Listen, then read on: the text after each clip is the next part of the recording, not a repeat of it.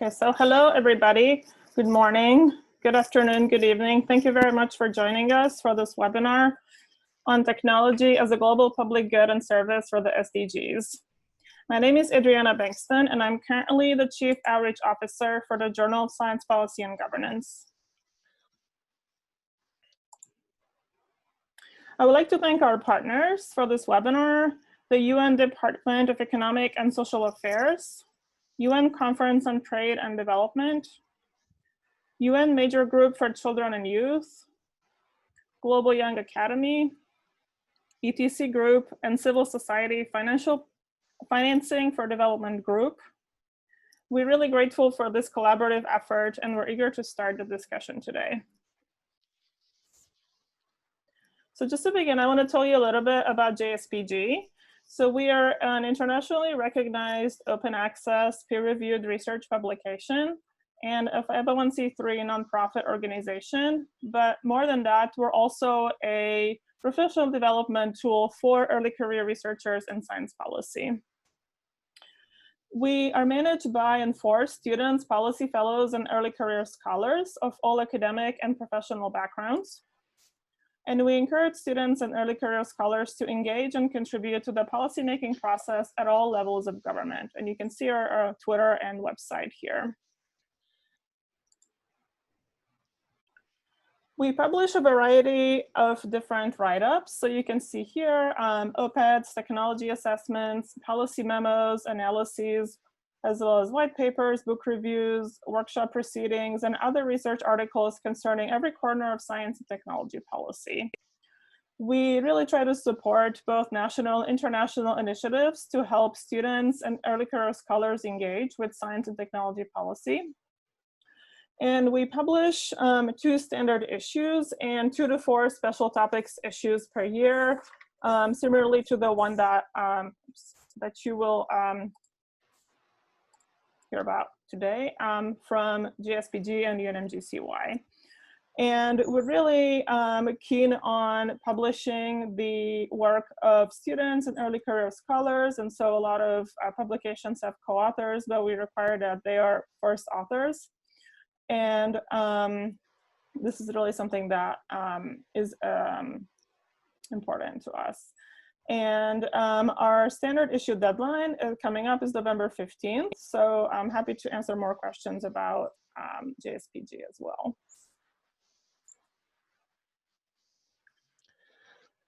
So I just want to go a little bit into context and logistics before we start the panels. I'm really happy to be moderating this webinar that features a lot of our authors from the joint special topics issue between JSPG and UNMGCY.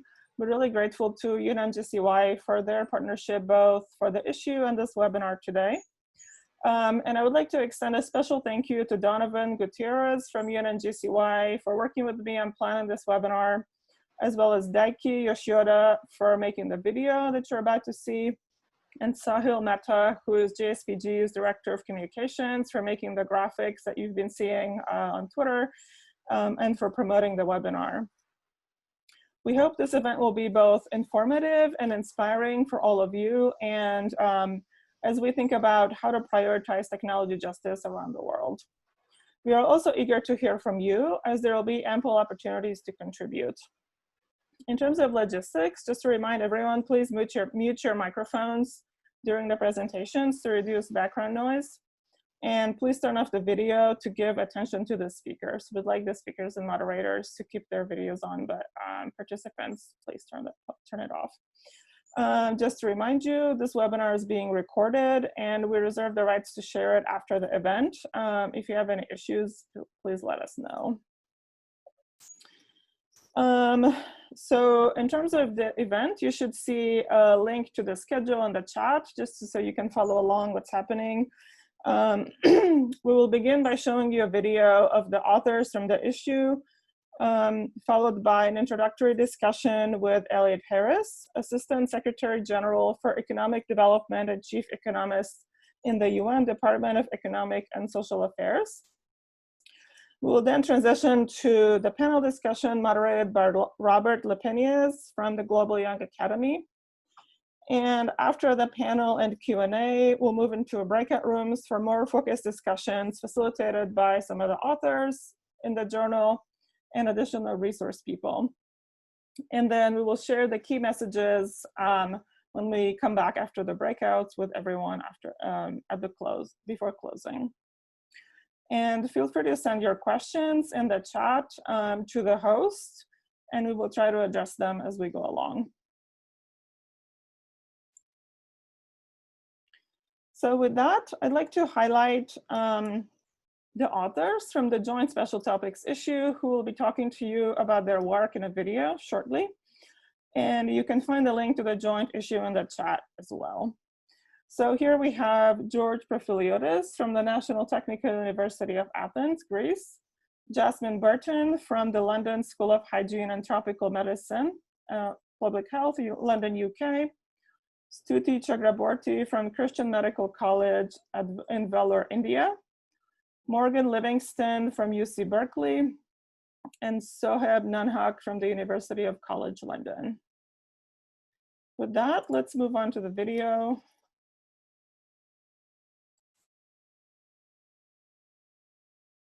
And hopefully you can all hear this.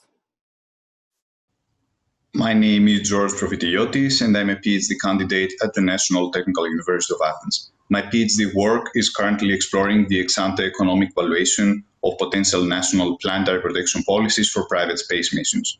In my published policy memorandum, I proposed a novel framework to be undertaken by the United Nations system in order to prevent the contamination of the Earth with potential microorganisms from Mars and the contamination of Mars with terrestrial microorganisms. This kind of biological contamination may occur in the future through private space missions due to current legal and policy gaps.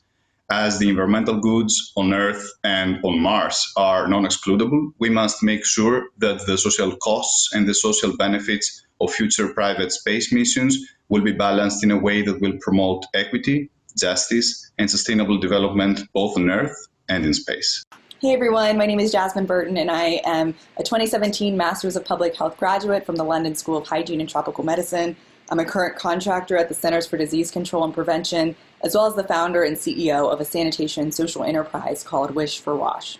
I was thrilled to have my thesis from when I was studying at the London School of Hygiene be selected to be a part of this special issue about the impacts of emerging technology on inequality and sustainability. In this piece of work, I really delve into the global sanitation crisis by way of a toilet technology assessment in a particular informal settlement in Lusaka, Zambia. UN Water says that the 6th Sustainable Development Goal is essential for progress across all the other Sustainable Development Goals and vice versa. Therefore, investing in proven, sustainable, innovative frontier technologies in the water, sanitation, and hygiene space has profoundly positive implications and impacts across all of the other SDGs as it relates to global social inclusion, gender parity, health equity, and the environmental movement. So I'm really excited to be here, and thank you so much for your time and support of my work, because everybody poops. Hello everyone, my name is Stuti Chakraborty and I'm one of the contributing authors. I'm currently working as an occupational therapist involved in the rehabilitation of persons with disabilities in Christian Medical College, Vellore, India. My publication aims to address and highlight the existing inequities, inaccessibility, and feasibility of implementing the use of assistive technologies for persons with disabilities in high income versus low and low middle income countries. While the use of technology, specifically assistive technology, can significantly aid in the overall improvement in quality of life of persons with disabilities by reducing the impact it has on their daily lives, however, while comparing how such technologies are being made available to the differently abled, there seems to be a huge gap with developed nations much ahead when compared to the developing world. Through my publication, I intend to shed some light on this issue, as well as suggest implementable recommendations that must be adopted into practice by the developing world, which, in my opinion, could help in reducing this gap. Thank you. Hello, my name is Morgan Livingston, and I am an undergraduate at UC Berkeley and a research assistant in privacy and emerging technology policy. AI is shaped by choices on the data, the design, and its integration into existing social systems. But underserved populations are often misrepresented in data and underrepresented in the AI workforce. AI can increase the scale and accuracy of critical services, but AI can also replicate and amplify inequalities. By including diverse voices in the data collection, the development, and the governance decisions, we can not only mitigate bias, but shape AI as a technology for equality. Representative data can bring visibility to racial and gender inequalities. And if we elevate more voices, AI can be designed to meet those emerging needs. Thank you. Hello everyone, my name is Soheb Nunhug and I'm a project officer of the Digital Advisory Unit at the International Monetary Fund. My focus is on disruptive technologies, including artificial intelligence and blockchain. The technology assessment co-authored with Farah Awan focuses on understanding the blockchain governance of building blocks, a cash-based transfer program created by the World Program, currently benefiting thousands of Syrian refugees in Jordan. Blockchain within building blocks enhanced the supply chain of humanitarian aid, bypassing local banks and saving funds to be redistributed, while refugees are more empowered by giving them the means to purchase food. However, there must be a consensus model and a governance structure to adopt blockchain with humanitarian partners to facilitate digital inclusion, promote resilience, and lessen inequalities.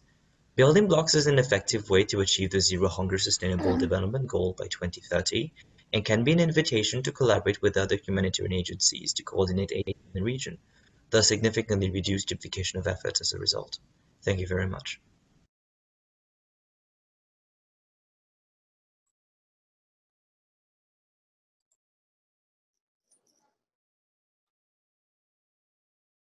Okay, so before moving on, I forgot to mention to please use hashtags, tech for SDGs and tech justice, if you want to share about the webinar as we go along.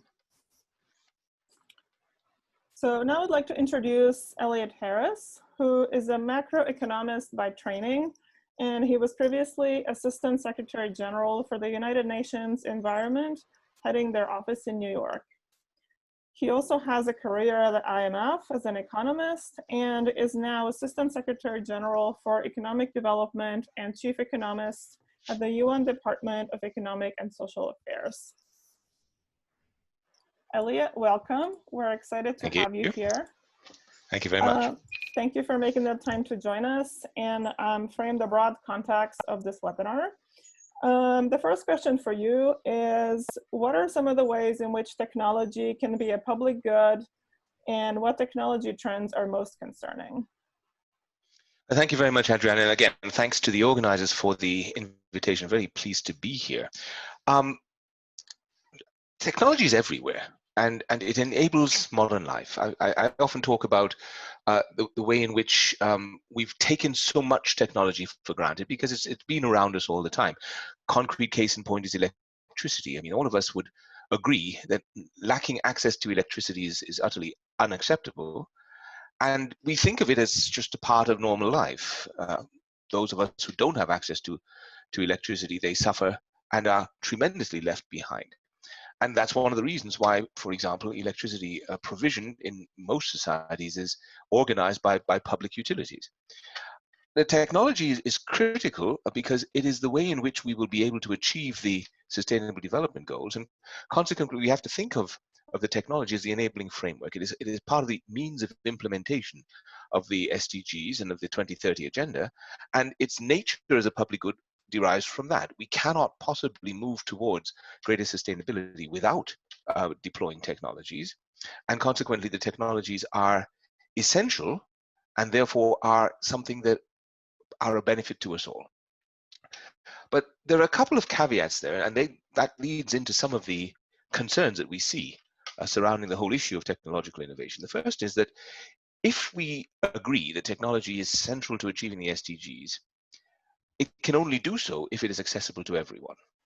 Because the promise, the full benefit and potential of technology can't be fully realized unless everyone is included. And so that has to be a key for technology to be the public good that it should be.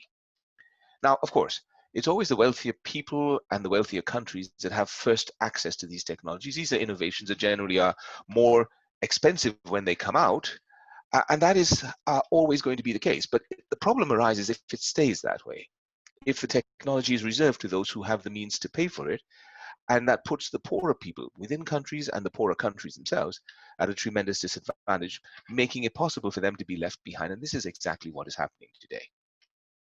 Because we have to look at the technology not only from the point of view of what kind of advantages it can bring to us, but what sorts of disadvantages it can have. And one of the primary disadvantages is that it can indeed, in fact, it does exacerbate existing inequalities unless there are policies in place to stem the tide.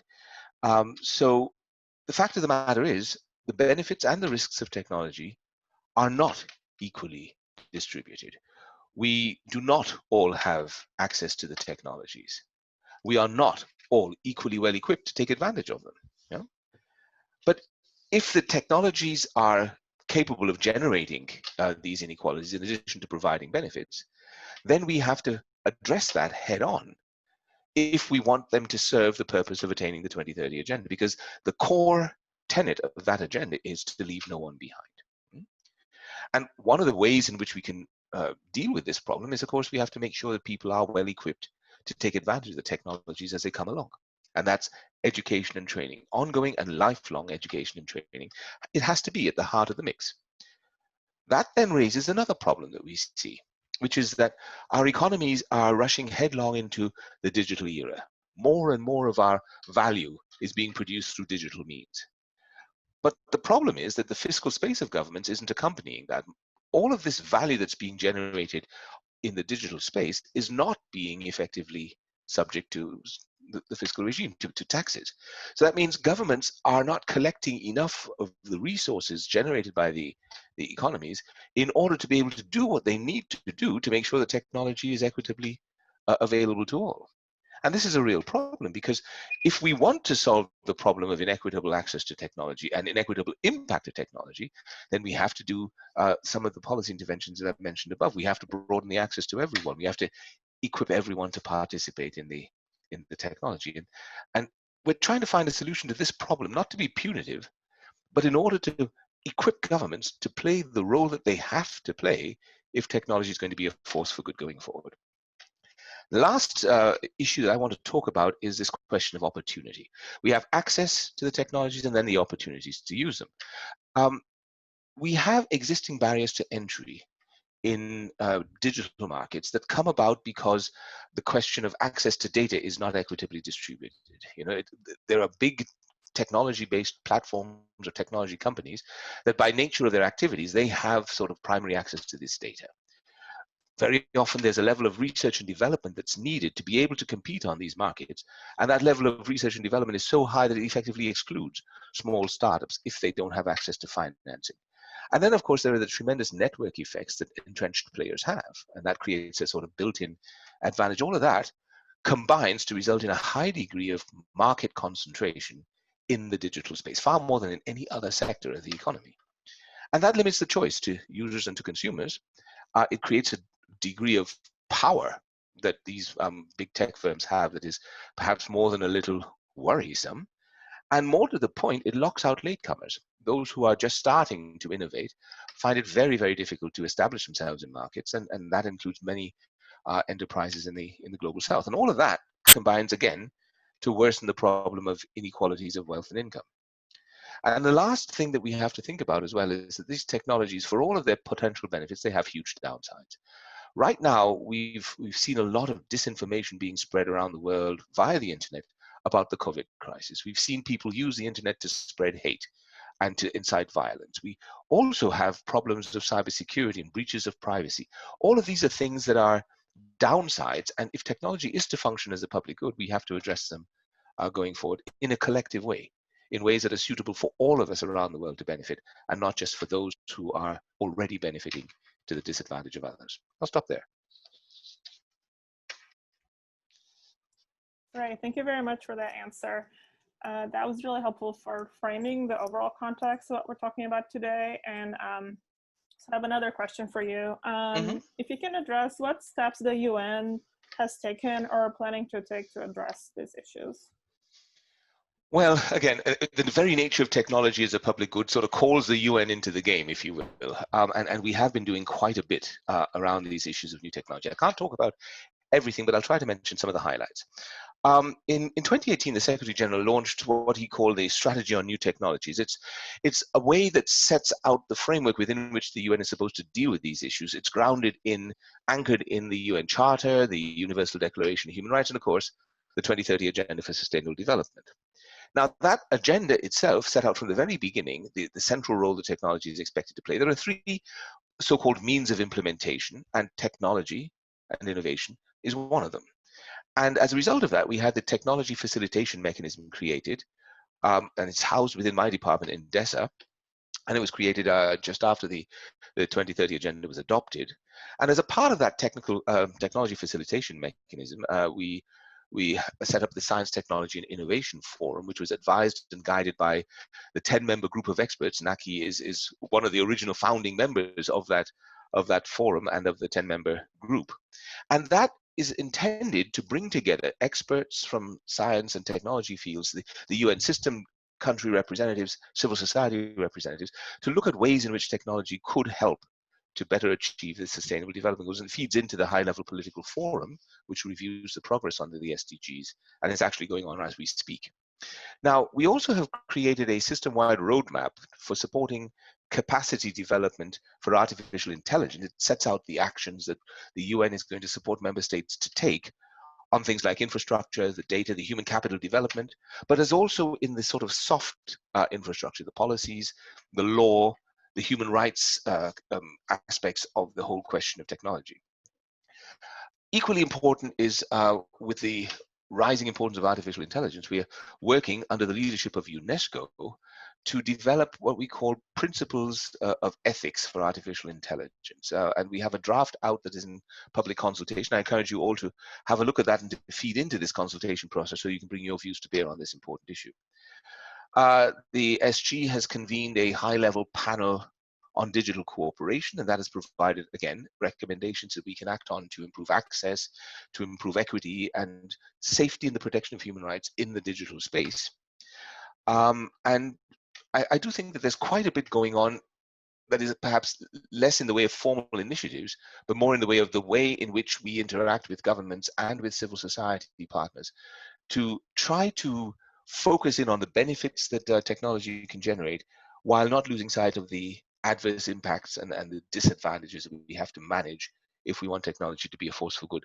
I know that my colleague Shamika Siliman from UNCTAD will be here, and she will certainly be able to speak more about UNCTAD's role as Secretariat of the Commission on Science and Technology for Development, which is one of the major commissions of the Economic and Social Council of the UN. So I think those are quite a few of the ways that the UN is engaged in this whole question of technology. But we mustn't forget the core principle behind it all is that we want for everyone to participate, to be brought forward to achieve a better level of life under the SDGs. Those that we are already leaving behind, they will not be able to catch up. They will not be able to catch up unless we deal with this problem of the inequitable access and the inequitable distribution of the risks and benefits of technology. Because technology is such a driving force in our societies today that this is really central to any effort to reach the SDGs. All right, thank you. It's fascinating to see the work taking place across the UN system. And so to finish off with the last question, it seems like we need a new approach to technology governance. So in one sentence, can you give some advice for young practitioners looking to contribute to this effort and where they can start? Well, I think the key point is that technology is going to be something that is administered at the national level, at least for the foreseeable future. What we would like is for all governments and all stakeholders to coalesce around a set of principles that should guide the way in which technology is regulated by each set of national authorities. And it is our view, and I think it's the right view, that those principles should be consistent with those three main elements that I mentioned a little bit earlier. It's the principles of the UN Charter. Yeah, we have the question of human rights that has to be at the very basis of any kind of framework for technology, and then we have the 2030 Agenda for Sustainable Development, which sets out all of the basic objectives that we are trying to achieve and should be able to guide us in the types of regulations that we put in place, legislation as well, to shape the way in which technology is developed and deployed. We won't be able to anticipate everything today.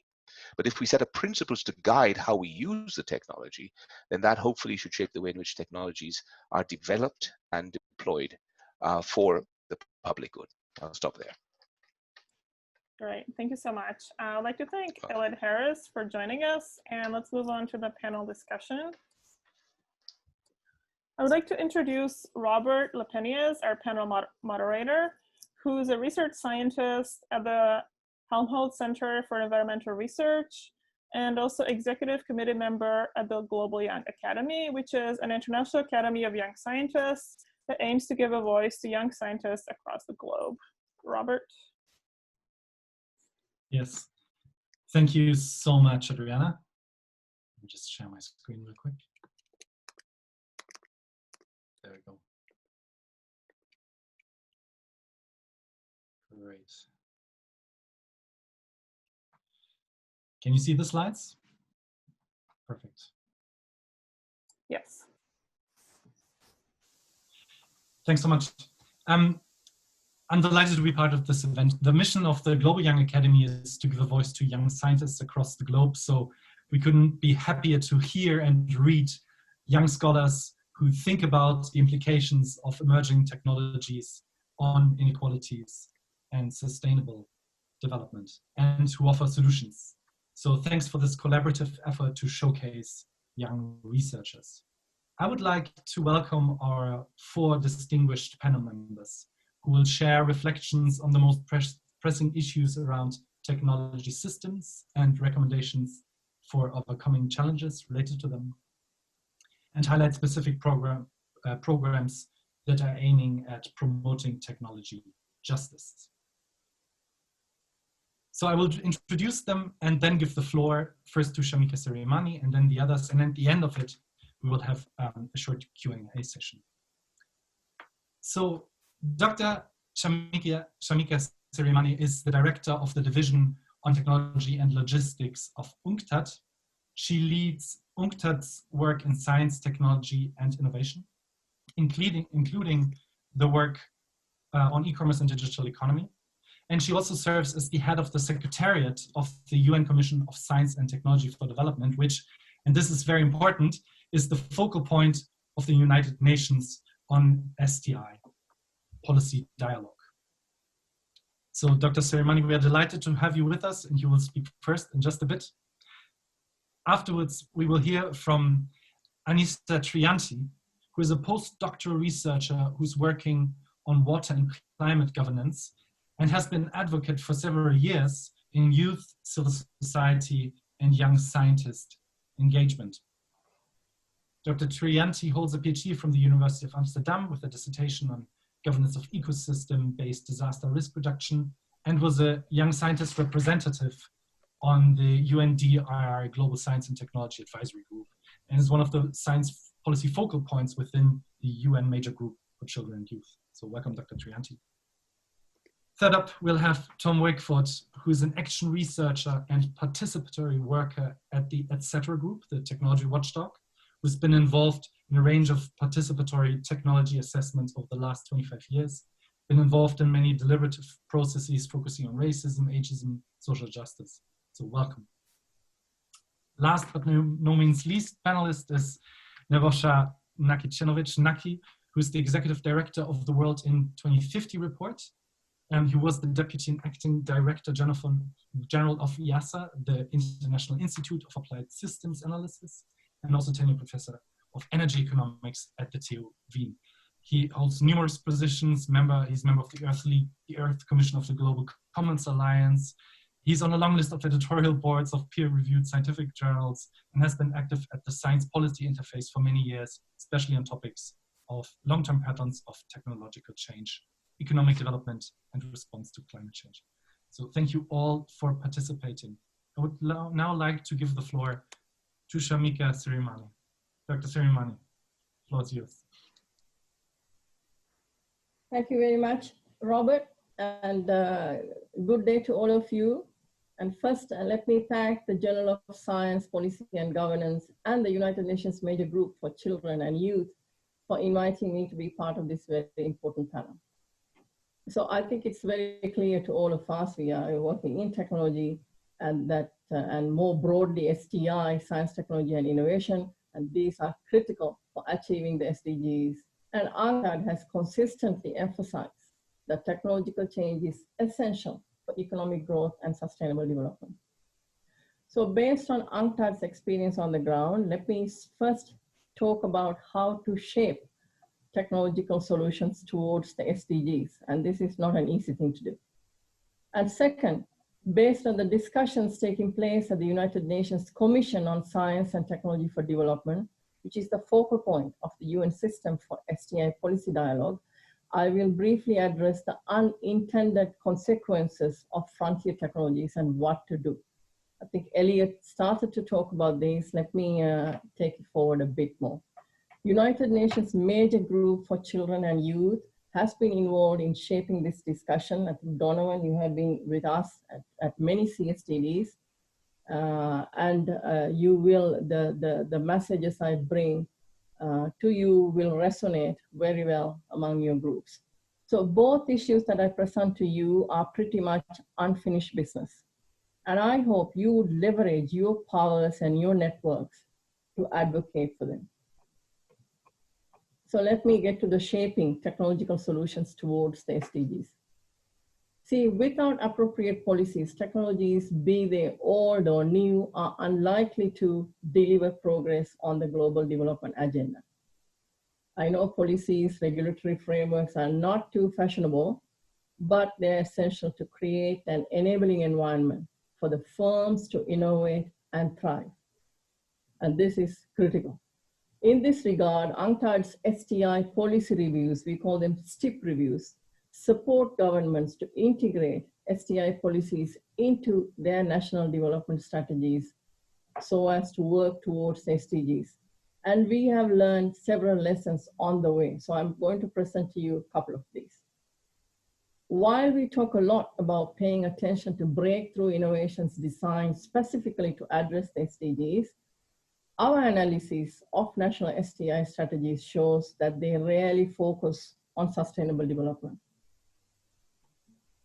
Our experience from the ground is very telling.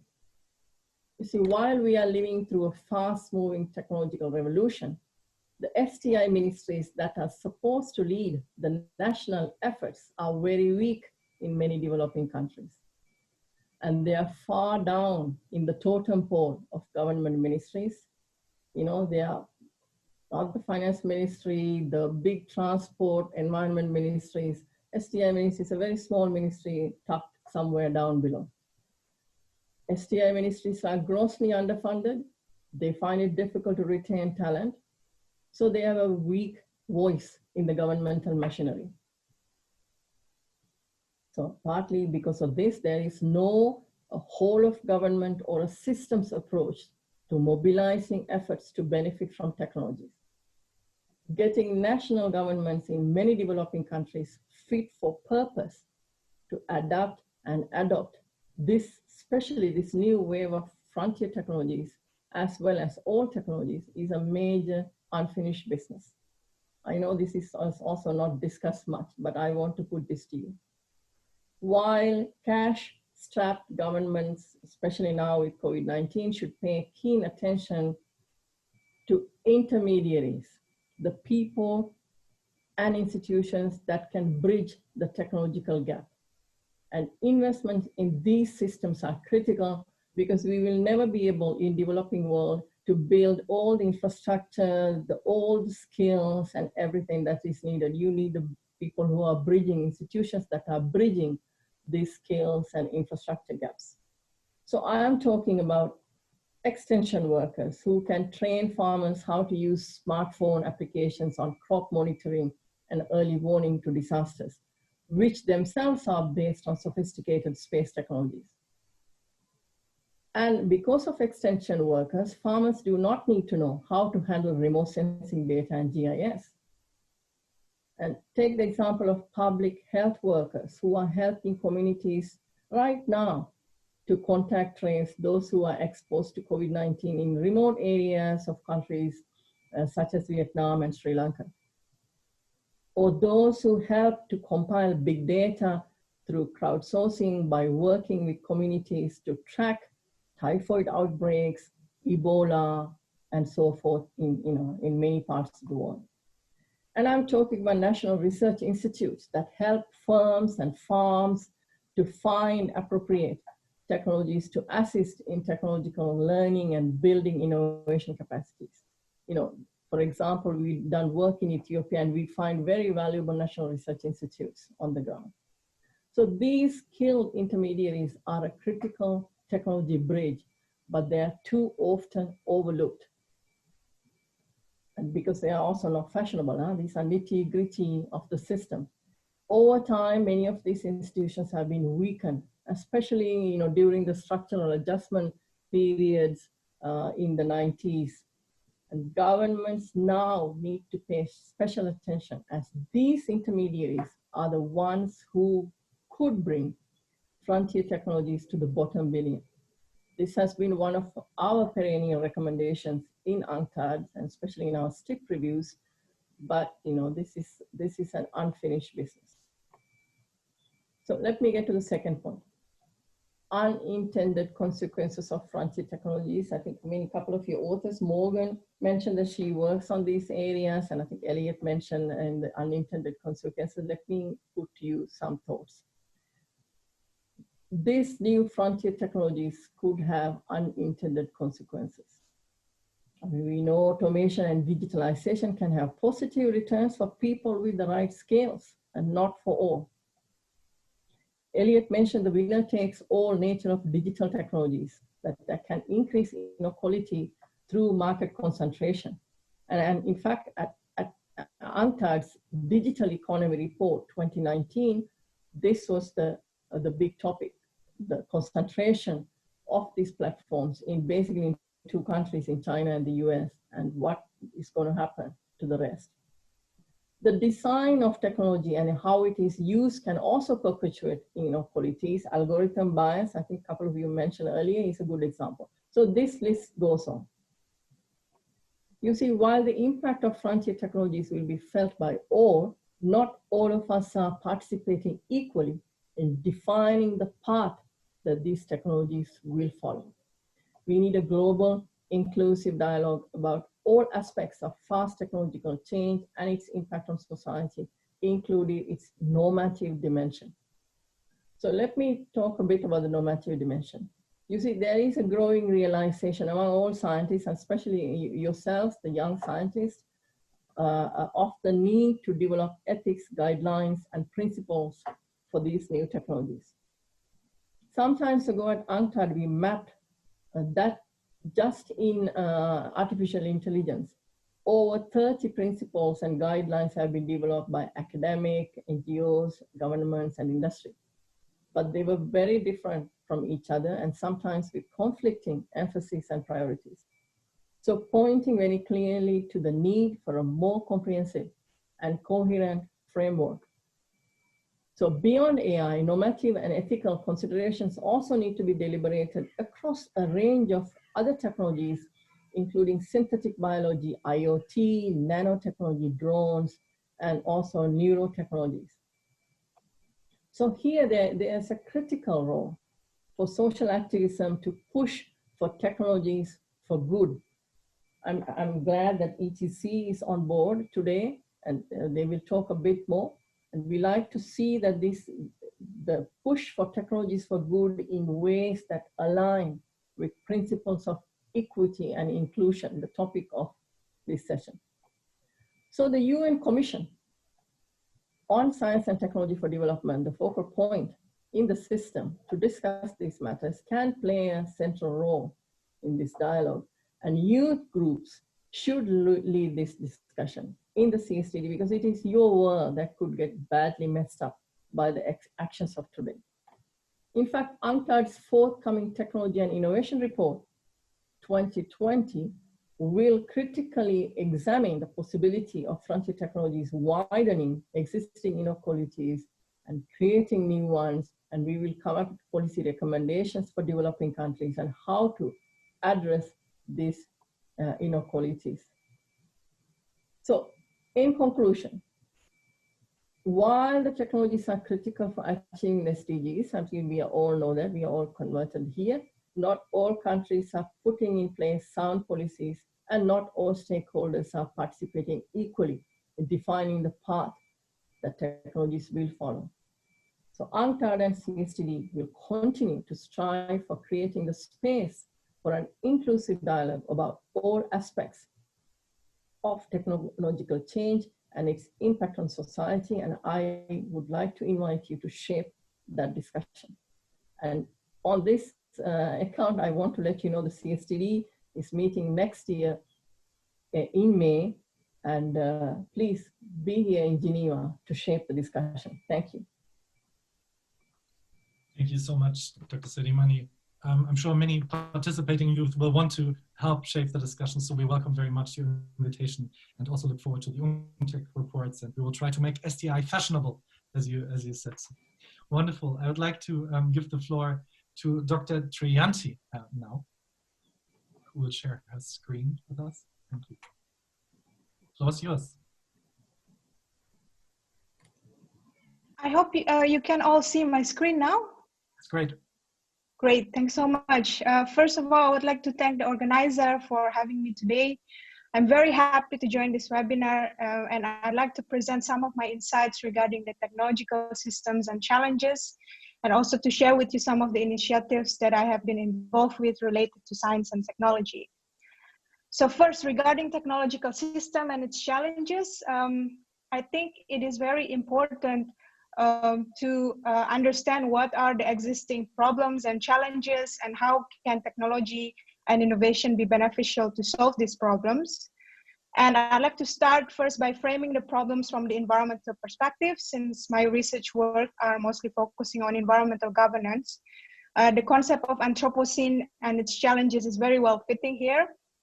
We all know that human activities to pursue development have caused many problems, including demographic, socioeconomic problems, and from the environmental perspectives, the rapid population growth, industrialization, and also urbanization has caused the degradation of environment. The anthropogenic activities also contributes to the climate change, and it is a vicious cycle. How climate change has increased the risk of disasters and also disrupt the well-being of the community and exacerbate social injustice as well. Here comes the importance of governance. How could we steer our actions to overcome these challenges of the Anthropocene? Technology and innovation comes into the picture, as it is essential to help to accelerate our actions to achieve our collective goals, which is sustainable development. Let me choose again an example of climate change problem. The most pressing issues is, of course, on how to adapt to global environmental changes. And the best version of governance should be the one that can lead to systemic and societal change. And technology and innovation has, of course, positive and also negative impacts on the way we govern the societal problems. When it is effective and appropriate, it could leverage our capacity to govern the problems, but if it's not, then it will, of course, reduce our capacity to govern the societal problems. I'd like to first provide some illustration from my past work to be able to come up with a set of conditions to improve the effectiveness of technology for SDGs. First is our work within the Global Science and Technology Advisory Group on Disaster Risk Reduction. I was appointed as one of the young scientist representatives, and the main task of STAG is actually to provide an advice to policymakers and science and technology actors on how to better use science and technology for the implementation of Sendai framework. One of the working groups that I'm involved with is called Higher Education and Capacity Building. So our main work is to promote the role of education, especially higher education, in promoting the use of science and technology. And we also try to increase awareness of the importance of investment of capacity building to young scientists, young students, young professionals, to build their an appropriate skills for the future, especially to solve the problems of uncertainties in the future. Therefore, it's very great to see that many of the initiatives, for example, the one that mentioned by the director of UNCTAD about the support to the young scientists and youth to be involved in science and policy process, We are also glad that UNDRR is very facilitative and also very supportive in terms of young scientist engagement. The other work that I wanted to showcase here is the establishment of Science and Technology Roadmap for the implementation of Sendai Framework. So as Sendai Framework has a very strong link to SDGs, so SDGs will not be achieved if we don't achieve the target of Sendai Framework. So it has 4 priority for action, 7 targets. It links very much to the monitoring of Goal 1, 11, and 13. And the roadmap itself, it was established first in 2015. It's called the Science and Technology Roadmap for the implementation of Sendai Framework. It has been recontextualized in 2019, and it serves as a guideline for policymakers and other science and technology actors to use science and technology for the implementation of Sendai Framework.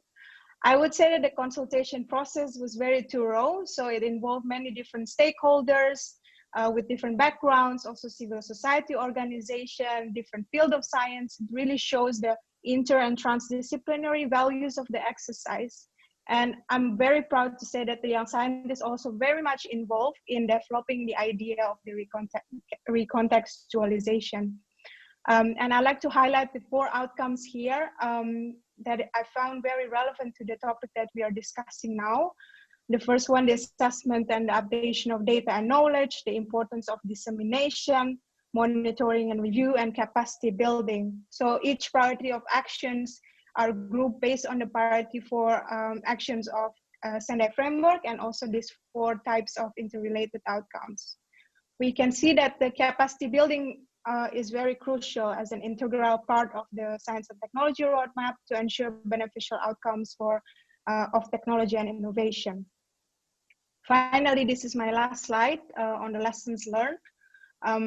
I think first we need to think of technology from the systemic point of view, to understand that technology is not merely about the products, but also processes.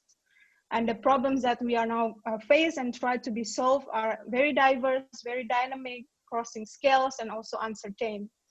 So technology systems contain subsystems with different actors involved. So it is very important to promote partnership and collaboration. And we need to promote more capacity building, diversification of knowledge sources, including local knowledge. Listen to the community who has actually this local knowledge and the needs. And it is important to change the way we do science. We have to really move from mono to inter to transdisciplinary science, and also promote open science.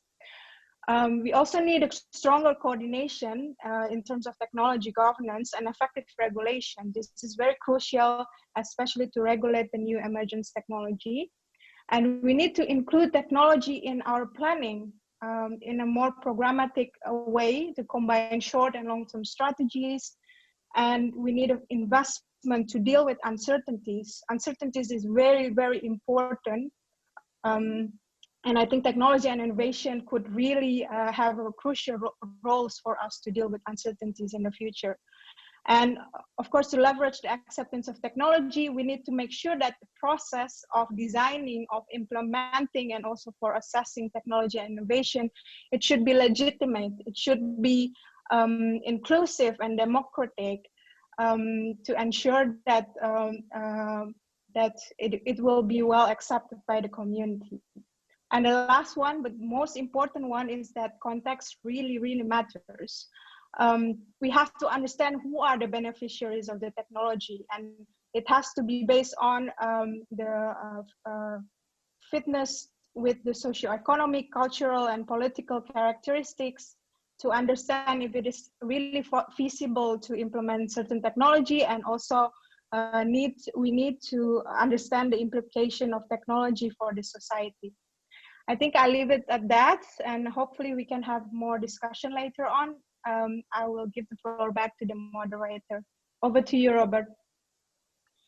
Thank you, Anissa, for this wealth of information. I think there was lots to take in. The main point is that we need a systemic approach, and we can, whether we are scientists and we move from mono to inter to transdisciplinary science, or we help engage in capacity building, we need to engage the youth and young scientists for this. Thank you for linking Sendai and the SDGs, for making this link so explicit.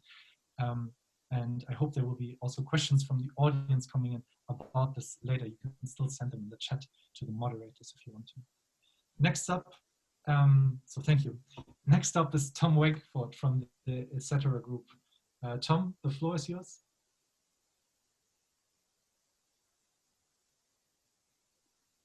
Thank you very much.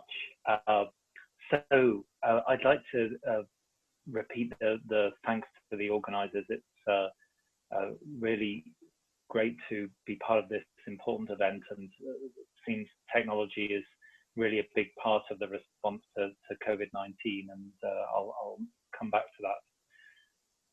So ETC Group, for those that don't know it, we're a small international civil society organization. We work towards democratic control of technologies. We also monitor new technologies.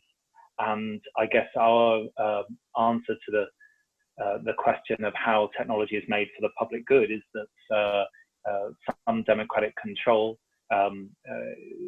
makes it more likely it will be for the public good. And we don't see ourselves as inherently anti-technology or pro-technology, or even that technology is neutral, that it just depends what you do with it. We see technology as a political, we need to take a tech political approach. So I brought along a real hammer to reflect what's on the screen. And when you take a bit of technology like this hammer, we need to look at several aspects of it. Who decided we needed the hammer? What practices might it have displaced? What did it take to bring the hammer into being? Who forged the metal? Where did the handle come from? What's the impact? And you can apply this to any technology. Who decides who can use it? And how does it change hands? What about the trade in all the elements? So by taking this tech political approach, we can also see that some technologies lock us in. In fact, a lot of technologies lock us into particular ways of living and certain power relations. So if we take, for example, sorry, I'll just use an old quote here from during the Second World War, when Parliament was bombed and destroyed. Winston Churchill said, as they were planning the rebuild, we shape our buildings and then the buildings shape us, referring to the two sides of the chamber of the House of Commons. And more recently, one of my colleagues, Gopal Dayaneni, has extended this to technology, saying corporations shape our technologies and then our technologies shape us. And just to give an example of that, if we look at pesticides and more recently GM crops, we've been seeing how corporations promoting pesticides in the beginning, they would deal with a pest, but then the pest would develop resistance. The pesticide would get less and less results, although the same is applied to GM crops. And then you get in a cycle of dependence on a corporation and actually farmers suffering from being locked into a particular set of technologies, because going back to a chemical-free and agroecological approach becomes harder and harder. So that leads us into the main thing I wanted to say, what we're working on in ETC a lot, as Siri Mane kindly referred to, is technology assessment. So why assess technologies? Well, the main reason you assess the technology is so that you don't regret the resources you spend developing it to the science and the application of that science, but also you don't regret the results of it, and you don't find that it was a mistake. So if we take, for example, large-scale factory fishing, the huge trawlers, if there had been a proper technology assessment, many countries might have decided the interests of their small-scale fisher folk might mean they didn't develop it in the same way. Similarly, we're all using these high-tech technologies right now for our Zooms, our smartphones, and our laptops. These were developed and then are now being built, particularly in countries of the global south, as you know, predominantly there, but the assessment of the effects of these very toxic chemicals like benzene on the workers were actually known, but very little was done. And I think the issue of them being made in the global south is relevant. An economist at the Tri-Continental Center has calculated that if an iPhone was made in a country such as the US or the EU with proper worker safety standards, they would cost, each iPhone would cost $30,000 US. And finally, at the bottom right of this orange diagram, you can see slightly orange golden rice. And this was something that could have gone through a proper technology assessment. Instead, it's been a technology that hasn't yielded the benefits. In fact, it's completely misunderstood the problem of lack of vitamin A among many rural people in the world, and didn't look at issues of diet and the problem of subsidies of rice and all sorts of other things. So there's another example of where technology assessment would be useful. So let's just finish with a couple of examples of technology assessment. So we call these technology assessment platforms, and I'll take one example from South Asia and another from Latin America. Quite a few years ago now, I was involved with some colleagues at ETC and many other civil society organizations in a technology assessment of golden rice, actually, among other technologies in the state of Andhra Pradesh in India, South Asia. And there you can see on the right of the right-hand picture there, somebody from Syngenta, which was developing golden rice, trying to explain its benefits to a community who gave the technology the thumbs down. They said it didn't address the needs they had. And if you want more details, there's a website you can go to. It's called Prajatipu People's Verdict. Much more recently, ETC for the last 6 or 7 years has been working on the network to evaluate technologies across Latin America, the RED Tecla. You can just type that in and find more details about it. ETC's been developing videos explaining synthetic biology, which is already affecting communities in Latin America through the artificial synthetic production of stevia, which is a crop in many parts of Latin America. So just to finish with, we would say technologies aren't just tools to transform social ecological relationships for a purpose, but actually that we need a fuller definition, and that would be including seeing technologies as a complex set of relationships, the resources and power over time. And I think with COVID-19, we've really seen how some corporations have used digital technologies to make vast billions. I think 63 billion profit is what Amazon made in the first 3 months of the year using all these digital technologies. But actually, what it's also shown, and our report Who Will Feed Us highlighted years ago, and it's only been reinforced by COVID-19, that actually smallholder farmers using already existing technologies, not those that are seen as high-tech and high-intensive chemical use, have actually been supporting the food security of people in both global north and global south through local food webs. So thanks very much, Robert. I'll hand it back to you. Thanks, Tom, for arguing for the need for bottom-up technology assessment and highlighting issues of power and power symmetries, which are always inextricably linked to technology and the need to share technology equitably. I would like to share the floor. I would like to give the floor now to Naki, who will share his screen. Thank you very much, Robert. I'm delighted to be part of this webinar, and I would like to say a few words about the World in 2050 initiative. You know, we are at a very important juncture. There is only 10 years left to 2030. So I think technology will have a very important role to play. Let me share my screen with you to show you a few slides. We have just launched last week at the high-level political forum the new report of the World in 2050 on innovations for sustainability. It is about the pathways toward an efficient and sufficient post-pandemic future. This is the third report that we have done in a network of about 120 people all around the world. The first one was about the 6 transformations to achieve sustainable development goals and about the pathways to get there. And the second one was about one of the major challenges facing humanity, and that is the digital revolution.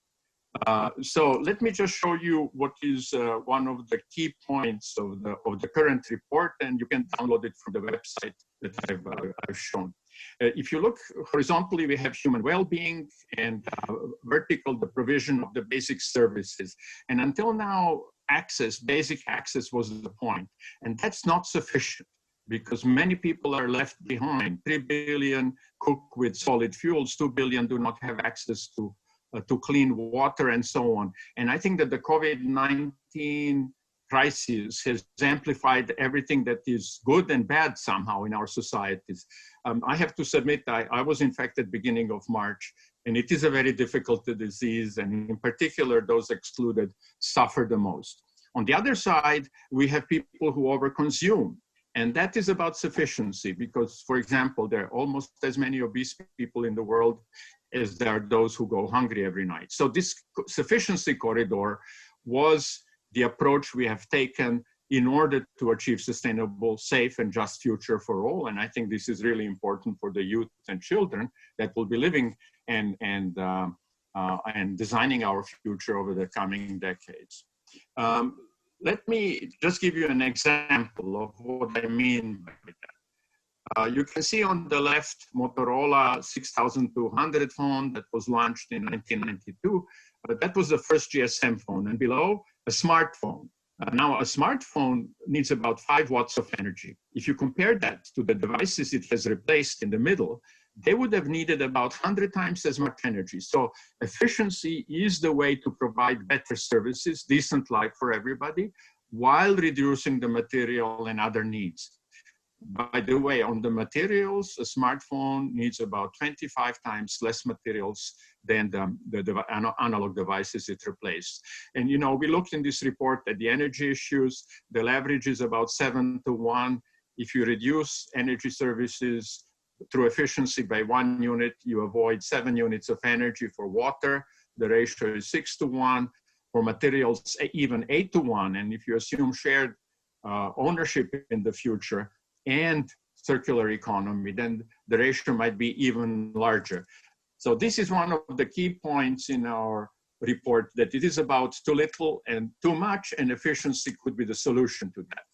And now the digital technologies, or the digital revolution that will be with us over the next few decades, offers many more opportunities. Let me just show you some, I think, really exemplary cases.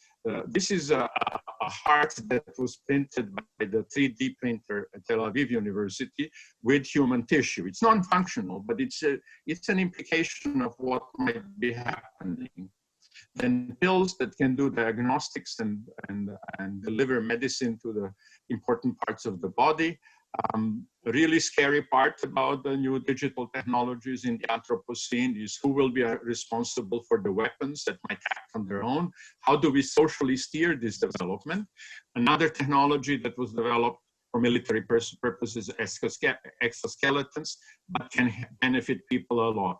And the point I'm trying to make, it's not individual technologies, it is their convergence into the new systems, and that was mentioned before, into the new systems that is important for achieving the SDGs in the long run, and changing our societies in a more just and safe way, and also avoiding the damage of the planetary system. So, our overall approach framework in the world in 2050, and as I said, you can download all of the reports, including the new ones and policy briefs from the website you see below, www.pwi2050.org. Now, our approach is to say that we need accelerated action and a grand transformation because the legitimacy of business as usual is eroding. Again, COVID-19 is a good example, but many societies were not able to react appropriately to it.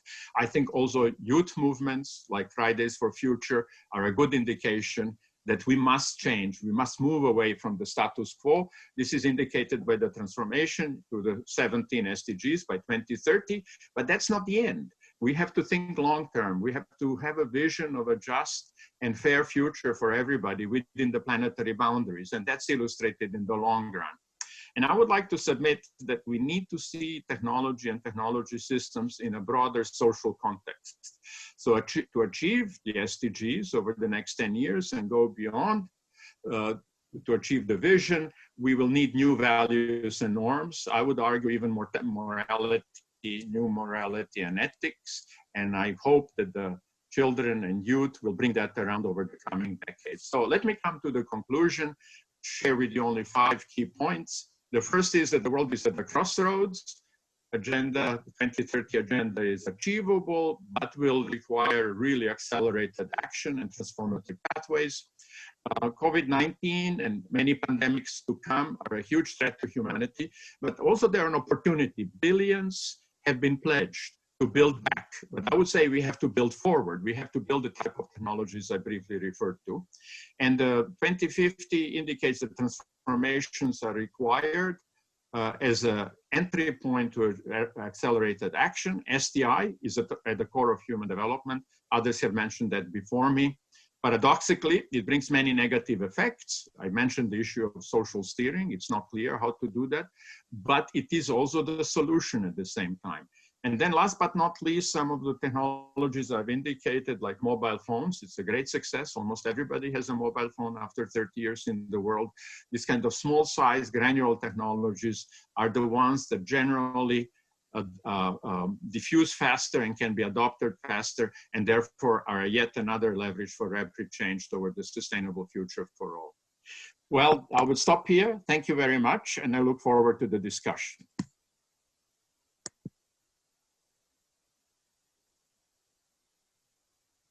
Thank you so much, Naki. Yes, there's need to build back and build forward, as you say. And I want to thank you again on behalf of everyone for all of your presentations, which were so intriguing that we lost view of time just a little bit. So the hosts kindly asked me to skip Q&A. But there's a good news in this, which is that some of you have been already signaling that they will be participating in the breakout rooms. So our participants will have a chance to interact in the breakout rooms with you, even though they will not get answers to the question that they nicely submitted to the chat just now. So please participate in the breakout rooms if you can and meet some of the panelists there. And with this, I would like to thank the panelists again and hand over to Adriana.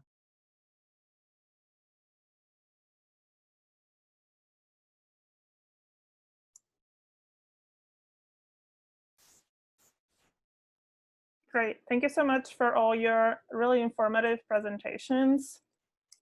So we'll move into breakout rooms for about 15 minutes or so. There are roughly about 15 people in each, so hopefully it'll be a nice discussion. We tried to match you based on your preference, but maybe a little randomized as well, so just bear with us. We will, so I said, we'll do this for 15 minutes. I'll send a 1-minute warning to come back into the rooms. And the rooms that you're assigned to, as you can see here, 1 through 5 represent the topics that are here. So technology governance, AI data, education, digital inclusion, humanitarian affairs, and planetary protection. And they'll be moderated by a lot of the authors that you've heard from. So hopefully it'll be a nice conversation. Okay, so with that, let me stop this and open the rooms.